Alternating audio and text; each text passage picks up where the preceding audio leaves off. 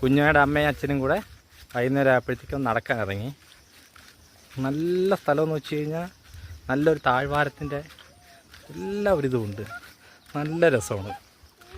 മുകളിലോട്ട് നല്ല മലഞ്ചരിവുകളും കുന്നുകളും, ചോളകൃഷിയുണ്ട്, നെൽകൃഷിയുണ്ട്. കുഞ്ഞു ആവയ്ക്ക് നല്ല ഇഷ്ടപ്പെട്ടു അല്ലേടേ. കുഞ്ഞങ്ങനെ പറന്ന് ഇങ്ങനെ നടക്കുകയാണ്. നല്ല ഇടവഴിയിലൂടെ നല്ല കാഴ്ചകളും കണ്ട്, മനോഹരമായ കാഴ്ചകളും കണ്ട് ഇങ്ങനെ ആസ്വദിച്ച് പോവുകയാണ്. നല്ല ശുദ്ധവായുവും നല്ല ഭംഗിയുള്ള സ്ഥലങ്ങളും. ഒരപ്പൂപ്പ ഇങ്ങനെ നടന്നു പോകുന്നു. കുഞ്ഞ അപ്പൂപ്പനെയും കണ്ട് അല്ലേടേ ഇങ്ങനെ വരിക.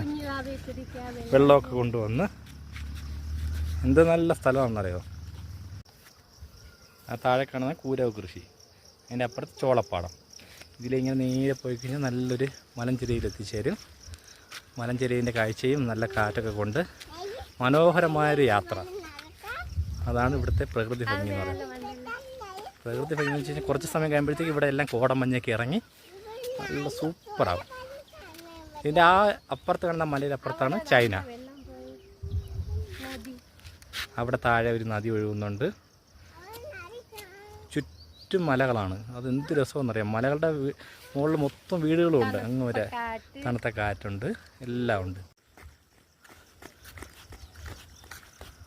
എന്ത് രസമുള്ള കാഴ്ചകളാണ് ഇവിടെ മൊത്തം കാണാൻ പറ്റുന്നത്. മനോഹരമായ കൃഷിയിടങ്ങളും നല്ല ചെറിയ മരങ്ങളും.